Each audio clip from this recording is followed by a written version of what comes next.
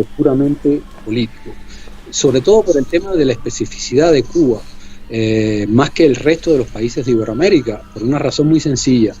En Cuba, cuando se terminó la guerra civil, había prácticamente 1,5 millones de habitantes. De ese 1,5 millones de habitantes, como yo te decía, todas estas personas ostentaban la nacionalidad española por haber nacido en una provincia de España.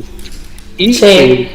y hay que tener en cuenta también otra cosa. En 1897 en Cuba se instauró una autonomía. Era Sí. de España, es decir, antes de la autonomía que existe, el régimen autonómico que existe hoy en España, el preámbulo de ese régimen autonómico fue la autonomía que se concedió a Cuba, a Puerto Rico.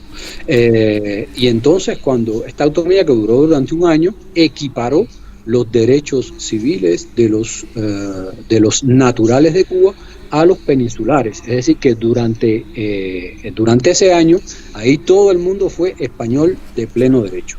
Luego se terminó la guerra, se produjo la intervención norteamericana y a resultas de esta intervención, para hacer un tratado de paz, se creó el Tratado de París. Y el Tratado de París, en el artículo 9, establecía que solamente podían conservar la nacionalidad española todos aquellos que hubiesen nacido en España. Entonces, claro, esto de repente borraba de un plumazo la nacionalidad que habían ostentado hasta ese momento los naturales de Cuba. Y esto, por supuesto, es un agravio histórico que nunca ha sido considerado realmente en su verdadera dimensión. Pero bueno, al margen de todo esto, por ejemplo, se hace este tratado, que hace este artículo, pues entonces ahí no solamente se quedan fuera los naturales de Cuba, sino también se quedan fuera, por ejemplo, los canarios, se quedan fuera tus ancestros, porque los canarios, como no habían en la península, pues no entraban dentro de esta categoría, con lo cual ellos, si por ejemplo tu tatarabuelo quería inscribirse en el registro, le iban a decir que no, porque él no había nacido en la península, no tenía derecho. Entonces, Sí, así es. que había varias categorías de personas. Y luego había una categoría de personas muy importantes que la historia ha olvidado, y en este tiempo de desagravios históricos es importante que se tenga en consideración, que es el hecho de que son todas las personas que lucharon a favor de España, porque Cuba siguiera siendo española. Todas estas personas eran militares, habían prácticamente 100.000 militares entre los voluntarios, las milicias de color, porque no solamente había que estaban a favor de que Cuba siguiera siendo española, había muchos negros que estaban a favor de que Cuba siguiera siendo española. Todas estas personas fueron, por este tratado y fueron por este artículo de este tratado, fueron privadas de su nacionalidad. Entonces, por ejemplo, yo pienso que por eso es que nosotros, cuando tú hablabas justamente sobre el hecho de decir que estamos trabajando por el bien común, yo pienso que es muy importante trabajar por el bien común de estas personas, por lo menos de estas personas que ellos en ningún momento quisieron que Cuba fuera independiente, al contrario, lucharon a favor de España con el ejército regular. Ellos y sus familias se quedaron en Cuba porque, bueno, por supuesto no pudieron emigrar porque en el momento en que se termina la guerra, las personas ya tienen su vida construida, no se van a ir de allí. Claro, claro.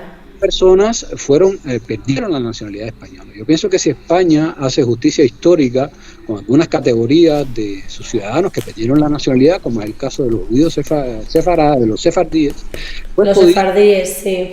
Podía hacer justicia histórica también con los cubanos que lucharon a favor de España porque Cuba siguiera siendo española, por lo menos estos, ya que no quiere extender la nacionalidad a todo el mundo, ya que el Tribunal Supremo no considera el derecho de los naturales de Cuba en general a optar por la nacionalidad española.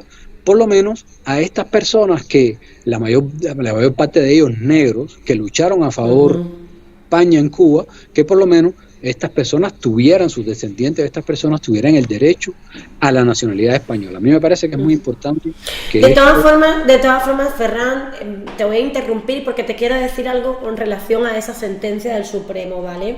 Te lo digo porque aquí hay muchos aristianos que nos escriben, porque, claro, yo creo que la gente realmente no sabe cómo van los procedimientos jurídicos, ¿ya me entiendes? Entonces te interrumpo en ese enlace de la sentencia del Supremo, porque yo estoy segura que si hubiese alguna persona, yo no, porque no es mi caso, porque yo te puedo asegurar que si es mi caso y yo tengo que llevar esto hasta el Constitucional o tengo que llevar esto hasta el Tribunal Europeo, ¿vale? Se pudiera medir desde el punto de vista jurídico, ¿no?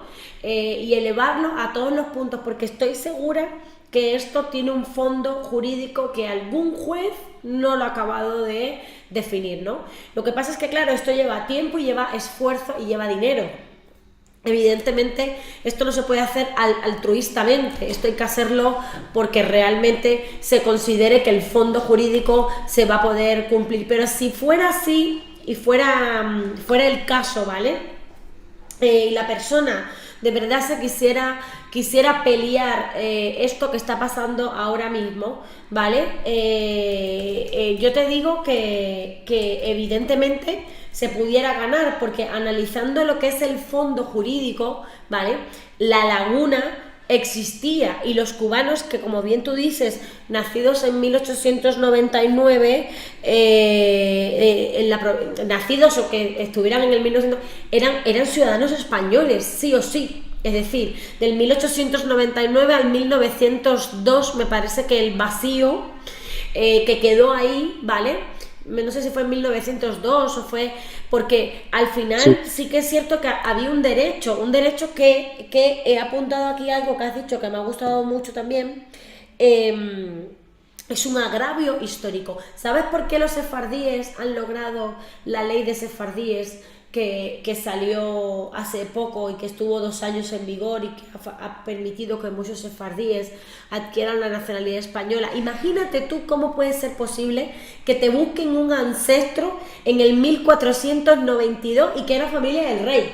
Porque como el hombre era sefardí en el 1492, imagínate cuántas tumbas se tienen que haber abierto para hacer en un certificado y decir que ese hombre era descendiente de un judío sefardí, ¿vale?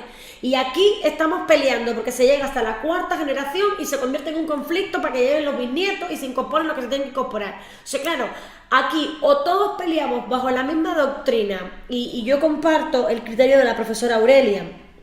Desde esa misma doctrina estamos todos de acuerdo y nos enfocamos y nos centramos en eso, porque no podemos ir poniendo parches y remendando el tema, sino hacerlo de una sola vez, y creo que ahora tenemos la oportunidad. Entonces si el Consejo de Residentes en el Exterior de Cuba está pidiendo que se agregue eso a la solicitud, a la ley, yo creo que es lo más correcto, porque las personas tienen que tener la capacidad de decidir qué es lo que quieren, y yo creo que ahora es el momento. Te he interrumpido porque me ha gustado lo que has dicho del agravio histórico, me lo voy a copiar, porque con las siguientes recomendaciones que voy a hacer a la Comisión de Peticiones del Senado lo voy a poner, porque aquí no hablamos ni de mujeres ni de hombres, aquí hablamos de que hay que reparar un agravio histórico, es la palabra. Resuélvalo de una vez, porque lo que no podemos estar es poniendo parches. Por eso te interrumpí, ¿vale? Tú sabes que yo no soy historiadora, lo mío es la comunicación, pero este año vengo sin pelos en la lengua, ¿no oíste? Bueno, a ver, acuérdate que yo soy descendiente de Canarias y de asturiana, y además soy nacida y criada en Centro Habana. No tengo ningún problema para quitarme la chancleta. Bueno, estoy muy elegante en tacones y todo ese rollo, pero cuando me toca quitar la chancleta no tengo ningún problema, porque realmente yo creo que los que estamos vinculados a este medio, ¿no?, y a esta situación que nos afecta directamente, porque yo estoy segura que a los ministros y a los senadores, si hubiese una senadora, o un senador, que de verdad le doliera en carne propia, en una costilla aquí clavada, lo que está pasando con los descendientes, yo te puedo asegurar que lo hubiese dicho Pedro Sánchez: Pedrito, la ley va a tener que salir mañana.